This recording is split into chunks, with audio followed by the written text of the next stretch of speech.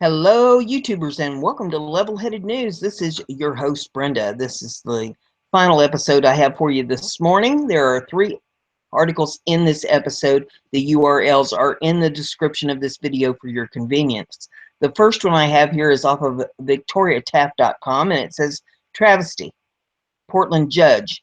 Strickland guilty on all counts. The judge came back with the word late this afternoon that Mike Strickland had broken the law when he drew his weapon in self-defense as several anarchists in their black bloc attire converged upon him. The 21-count indictment included 10 counts of unlawful use of a weapon, 10 counts of menacing, and 1 count of disorderly conduct. After what one court observer said was a cluster F of a prosecution, the state rested, but the judge allowed in a surprise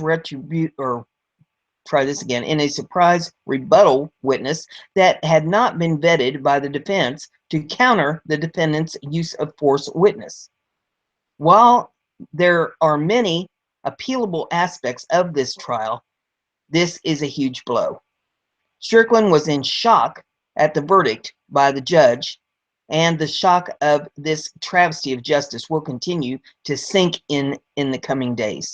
Strickland drew his legal licensed registered concealed handgun while covering a Black Lives Matter Don't Shoot PDX event July the 7th of 2016. He drew his weapon, a Glock handgun, to stop a phalanx of protesters who converged on him from all angles in order to attack and stop him from covering the rally.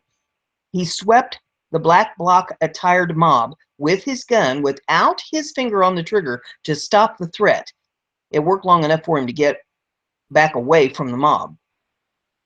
Strickland is a trained user of his firearm, and it's a good thing too, because if he hadn't been armed that evening in Portland, we'd be talking about raising money for his hospital bills or long-term nursing costs, or maybe asking people to come and scoop food off his chin as he struggled to eat. The July event was one of scores of rallies, protests, and events Strickland had covered over the years. The journalist and videographer started first as a citizen journalist and then became a working journalist for Progressives Today and for his own news platform, Laughing at Liberals. He also worked for other websites by providing content. We always knew, and now testimony in court confirms, that Strickland was singled out for attack by a cadre of anarchists. Testimony confirmed that the organizer of the rally conspired with the anarchists to attack Strickland and drag him away from the rally to stop him from recording them. Anarchists I interviewed told me they were angry with the way Strickland depicted them and their buddies in his videos and wanted him to stop. In one particularly egregious series of reports, Strickland recorded and shone a light on the so-called whiteness conference at Portland Community College. His coverage showed the pretzel logic of white privilege. They dislike it, especially after it made national news. And they didn't like it when he'd show up to ceasefire Oregon events and record speakers. He'd shout out questions to their speakers at news conferences. Ceasefire Oregon was one of the groups that brought political pressure to lock him up. I talked to their director, Penny Okamoto, for a series of podcasts being produced. Okamoto didn't want to be recorded, but acknowledged that while Strickland had never done anything dangerous, she felt he was scary. And let's try this again. She felt he was scary. He hadn't done anything to actually scare her. She just felt he was scary. Between the coverage of these people and events, activists decided to portray Strickland as a white nationalist and racist when they saw him at events, apparently due to his reportage of the whiteness conference. The DA took over the word of these liars, anarchists, and protesters that he was a white nationalist and was a threat to society. His misdemeanor all of a sudden blew up into 21 felony counts. He was jailed while trying to make bail. The prosecution of Mike Strickland is nothing short of politically motivated institutional hate crime perpetuated by the Multnomah County, Portland District Attorney and aided and abetted by the human tributaries of activists, protesters, and anarchists who form the river of public life in Stumptown. The next article I have for you is off of Courier and Press. And see if we can work here. Well, for some reason, acting up on me a little bit. Okay, judge orders feds to identify agent in Clive and Bundy case. And there's video in this if you want to pull it up to view it. I'm trying to get it to stop here. Sometimes that's easier on some of these sites than others. And then it'll just go to playing. You know how that goes.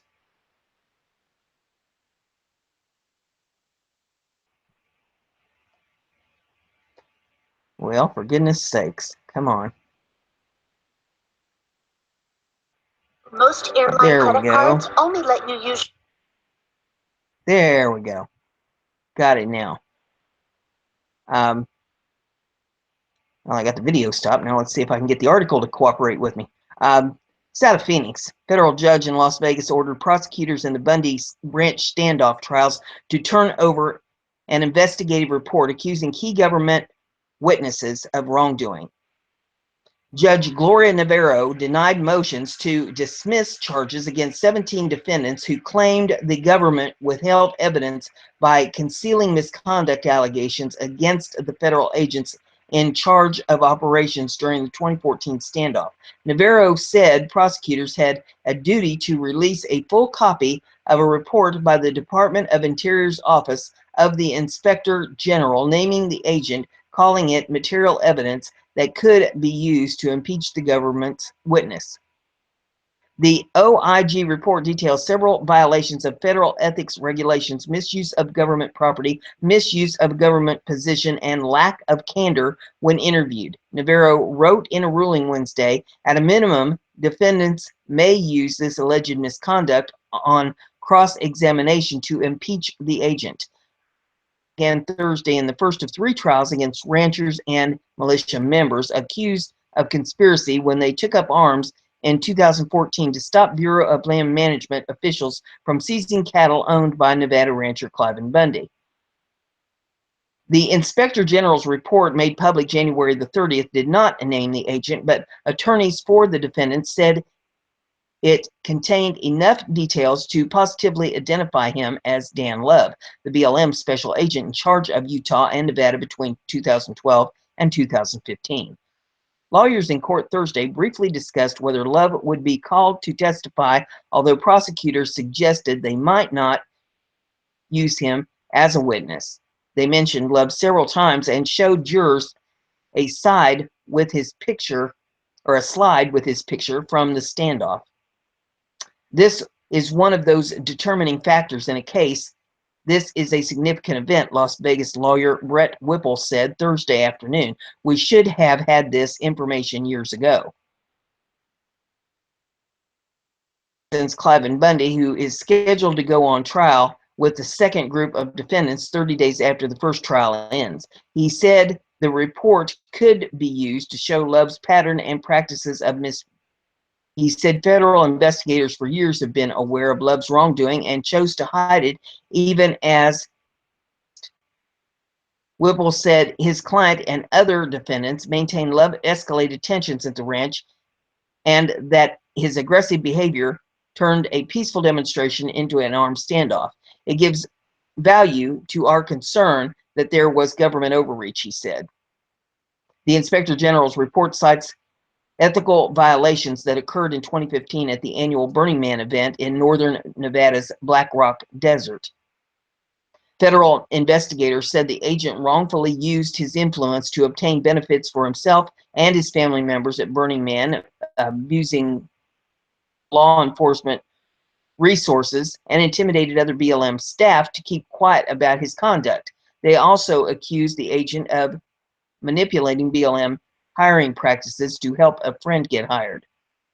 An analysis of the Reno Gazette Journal and the Arizona Republic found many details in the report coincide with Love's career, including the agent's former title, his base of operation, his past assignments, supervisor. In addition, the report cited a June 2015 Gazette Journal story about complaints against Love over his conduct before Burning Man.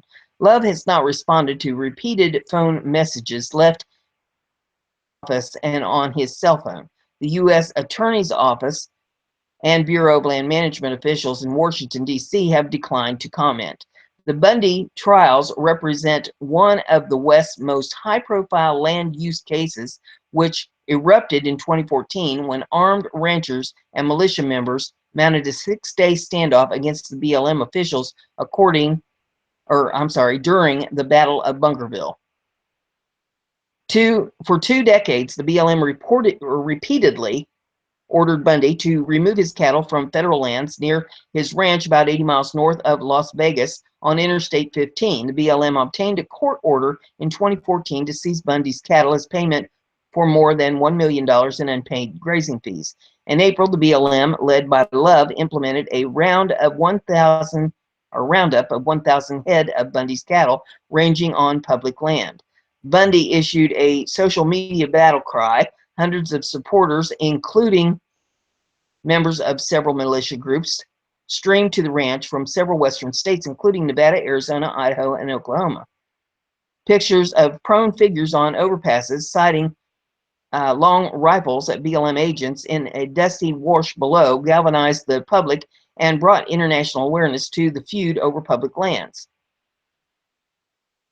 Local law enforcement officials, including the Clark County Sheriff, negotiated settlement, and BLM agreed to abandon the roundup. No shots were fired and no arrests were made. The standoff was by militia members. Cliven Bundy's sons, Ammon and Ron Bundy, cited their success at Bundy Ranch in their run-up to the sledge of the Oregon Wildlife Refuge in 2016, also in protest of BLM policies. An Oregon federal jury acquitted Ammon, Ryan, and 5 others in October. From Arizona, Idaho, and Oklahoma are the first to be tried. Federal prosecutors designated them as the least culpable, but all 17 defendants face identical charges and could spend the rest of their lives in prison if convicted. The 17 defendants are charged with conspiracy assault on federal officers, using a firearm in a crime of violence, obstruction of justice, interference of commerce by extortion, and aiding and abetting a crime. 2 others were charged. 2 others who were charged. Navarro said dismissing the case is a drastic step used only in extreme cases of misconduct was not warranted. Given the only very recent release of the OIG report, the government's failure to disclose it of outrageous, she wrote. But Navarro appeared to rebuke federal prosecutors for their failure to disclose information.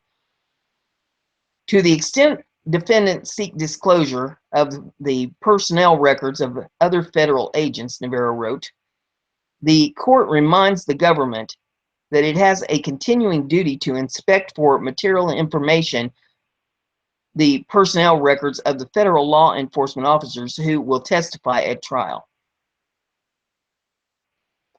So there's the information on that. Here is off of the dailysheeple.com, and it says papers release, or try this again. Papers, please. Proposed law will jail passengers for 4 months for riding in a car without an ID. I can't make this stuff up. Phoenix, Arizona, a nanny security state has reared its ugly head again, this time in the form of a new law that requires passengers in a vehicle to carry identification, with violators facing up to 4 months in jail and a $750 fine. Last week, HB 2305 was introduced by Representative Anthony Kern, Republican District 20, in hopes of reinstating an Arizona law that was struck down in 2002 after a judge ruled the statute as too vague to enforce.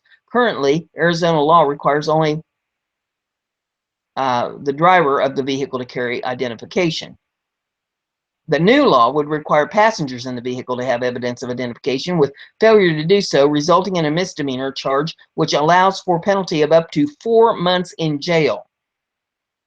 The entire text of the bill can be read here, so you can click on that link and go read it. It says there are no stipulations in the bill differentiating between children and adults. Thus, under the proposed law that passed in its current form, parents would be ridiculously obligated or obliged to procure IDs for their children to be able to simply ride in a vehicle without breaking the law. Furthermore, the way the bill is worded makes it potentially applicable for anyone riding a bicycle if officers felt like applying it in that manner. Under established precedent, an officer is only allowed to request identification from someone if there's reasonable suspicion of a crime or traffic infraction to stop the driver of the vehicle.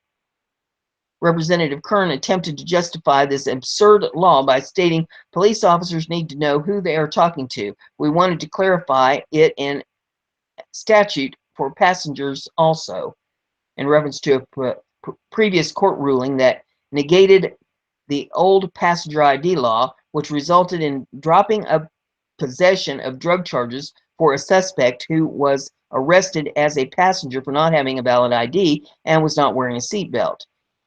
In reality of the situation is that under established U.S. law, unless an officer has reasonable, articulable suspicion of a crime afoot, a citizen is under no obligation to provide identification. Make no mistake that there is no logic or reason attempting to force passenger to carry ID under threat of imprisonment. These actions are simply another means of providing the government with more control over individuals when agents of the state and citizens interact. The state is clearly attempting to tread upon the civil liberties rights that are supposed to be inherent to all Americans. Steve Kyler, spokesperson with the American Civil Liberties Union of Arizona, said the proposal would ascribe a harsh punishment for a minor violation. This proposal takes us one step closer to a society in which we're required to carry identification whenever we leave our homes, Kyler said. Furthermore, it needlessly piles criminal penalties onto civil violations, which would lead to huge fines and fees for otherwise minor violations. We don't need people branded criminals simply because they failed to carry or do not have an ID card. This attempt at criminalizing people who simply don't carry or have an ID is an unmistakable example of the ruling class attempting to provide cover for its paid enforcers as means of allowing them to have more power in their interactions with people not suspected of a crime. And there's video in this if you want to pull it up to take a look at some of this stuff. Wow. Wow. Wow. Oh, man. I don't know. I don't know how we stop these idiots from trampling all over us and treating us like doormats. That's all I have for you so far today. If I come up with more, of course, I'll put it out there for you. If you like what I'm doing, give it a thumbs up. Share it on social media so everybody gets to hear this insanity. And subscribe if you haven't done that yet, and that way I'll keep you informed.